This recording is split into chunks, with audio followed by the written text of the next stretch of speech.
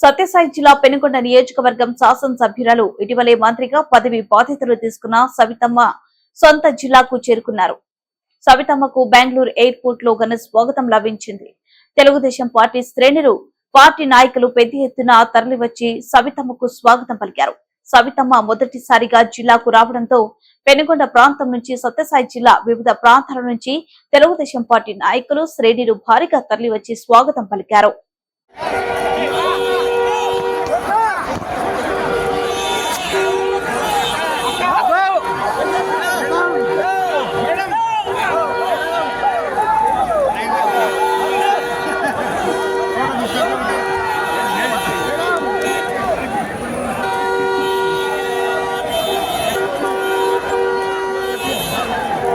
Oh dia buah.